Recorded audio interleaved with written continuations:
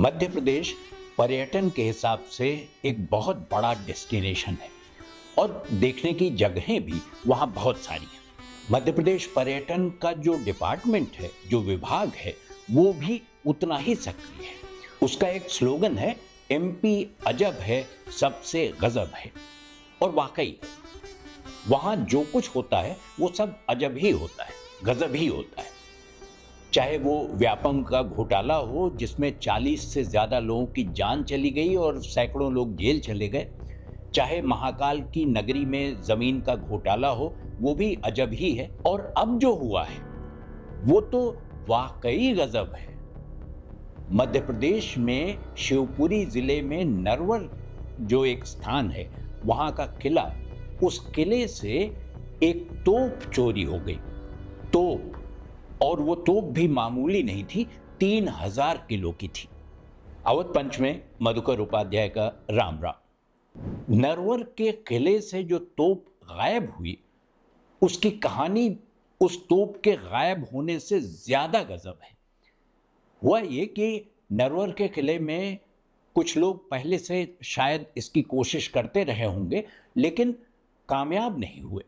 इस बार जो चोर थे, जो बदमाश थे, वो बड़ी संख्या में आए, संगठित होकर आए, अपने साथ एक बहुत बड़ा भारी कई पहियों वाला ट्रक लेके आए, एक क्रेन लेके आए और किले में घुसकर 500 मीटर की ऊंचाई पर बना हुआ नरवर का किला है, उसके भी सबसे ऊपर कचहरी के ऊपर एक तोप लगी हुई थी जो कहते हैं 400 वर्ष से ज़्यादा पुरानी और अष्ट धातु की बनी हुई है, यानी उसकी कीमत करोड़ों में होगी।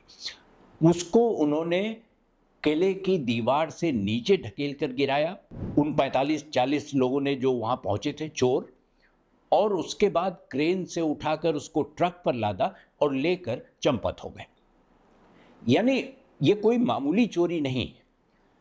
जागरण अखबार ने, भास्कर ने, प्रिंट ने, हिंदू ने, सब ने इस पर खबरें छापी कि ऐसा हुआ, और ये घटना हुई 14 और 15 जुलाई के बीच की रात को। यानी आप सोचिए, 3000 किलोग्राम की तोप कोई आसानी से लेकर निकल जाए, ये कैसे संभव हो सकता है? ये उसी राज्य में संभव हो सकता है जहां सब कुछ गजब है। अब जो तोप है और जो नरवर का किला है, उसकी अलग ही कहानी है। वो कहानी इस तरह जुड़ती है कि उसको आप खींच तान कर नाग वंश तक तो बिल्कुल पहुंचा लेते हैं इतिहासकार, लेकिन तमाम लोग उसे महाभारत से जोड़ते हैं, उस काल से जोड़ते हैं, और ये कहते हैं कि इसकी कथा नल और दमयंती से भी जुड़ी हुई है, उनकी प्रेम कहानी से भी जुड़ी हुई है। नल की वजह से नरवर का नाम पहले नलपुरम था, नलपुरा था, और बाद में नरवर हुआ। शायद मुख सुख की वजह से लोगों ने उसे नरवर कर लिया होगा। लेकिन ये जो पूरी कहानी है नरवर की और उसकी तोप की, नरवर जब नागवंशियों के बाद तोमर राजपूतों के हाथ में आया, कछवाओं के राज में आया, तो उन लोगों ने इसमें किले में बहुत सारी चीज़ें बदली। 12वीं-13वीं सदी तक इसका निर्माण उसी तरह चलता रहा और किला बढ़ता चला गया। कहते हैं 8 वर्ग किलोमीटर में फैला हुआ किला है, जिसको जीत पाना लगभग असंभव माना जाता है। तो जब राजपूत गए और उसके बाद मुगल आए, तो मुगलों ने उस पर कब्जा कर लिया। बाद में मराठों के कब्जे में वो चली गई और फिर मराठों के हवाले से उधर से होते हुए सिंधिया के पास आ गई। तो ग्वालियर से शिवपुरी बहुत दूर नहीं है, पास ही।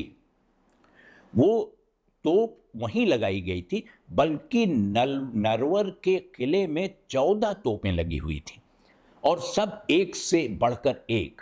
मतलब कलात्मक दृष्टि से भी, उपयोगिता की नज़र से भी, और इस लिहाज से भी कि उसकी सुरक्षा नरवर की इतनी आवश्यक क्यों थी, क्योंकि नरवर हुए बिना शिवपुरी से उस इलाके से कोई आए तो वो ग्वालियर न पहुंच पाए, इसलिए नरवर में सुरक्षा की व्यवस्था मजबूत बनाई गई थी। अब जो नरवर का किला है, वो उसकी रखवाली के लिए कुछ गार्ड वहाँ तैनात किए गए हैं। हिंदू की खबर थी कि वहाँ एक ही गार्ड था उस समय जिस रात चोरी हुई। उस उतने 8 वर्ग किलोमीटर के इलाके में एक गार्ड था और गार्ड ने बताया कि उसके पास सिर्फ एक लकड़ी का डंडा है, टॉर्च भी नहीं है, यानी वो अंधेरे में देख भी नहीं सकता। उसी गार्ड के हवाले से हिंदू ने ये खबर दी है कि जब इन लोगों ने पूछा तो उसने बताया कि जो बदमाश आए थे उन्होंने कहा कि वो जान से मार देंगे, इसलिए हम पीछे हट गए। पुलिस में मामला गया, जांच शुरू हुई। अब वो पहिए का निशान ढूंढते हुए जा रहे हैं कि कहाँ वो ट्रक गया होगा, किस दिशा में, या जो बदमाश थे वो किस ओर से आए होंगे ताकि उनकी गिरफ्तारी हो सके। लेकिन अब तक कोई गिरफ्तारी नरवर किले में तोप की चोरी की नहीं हुई है। उस सिलसिले में अभी भी पुलिस बिल्कुल क्लूलेस है, उसके पास कोई सुराग ही नहीं है। हाँ, जो पुरातत्व का विभाग है मध्य प्रदेश का, उसका कहना है कि इस तोप की कीमत आप उसके लोहे या उसमें लगे हुए इस्पात या दूसरी चीज़ों से मत लगाइए, उसकी कलाकृतियों से भी मत जोड़िए इसे, लेकिन इसकी एंटीक वैल्यू है। ये इतनी पुरानी तोप है कि इसकी बाजार में, अंतर्राष्ट्रीय बाजार में कीमत 5 से 7 करोड़ रुपए हो सकती है कम से कम। और यही बात पुलिस भी कहती है। पुलिस कहती है कि चूंकि ये बहुत कीमती सामान था जो चोरी गया, इसलिए हो सकता है कि ये कोई सामान्य चोरों का काम ना हो, इसके पीछे कोई गिरोह काम कर रहा हो, और हो सकता है वो गिरोह अंतर्राष्ट्रीय हो, यानी इसका जाल कहीं तक भी फैला हुआ हो सकता है। तो पुलिस जब किसी नतीजे पर पहुंचेगी, जब उसको पता चलेगा कि कौन लोग थे जो आए थे और जिनकी शनाख्त करके उनकी गिरफ्तारी हो, तब तक आप यही मानिए कि एमपी अजब है, सचमुच गजब है।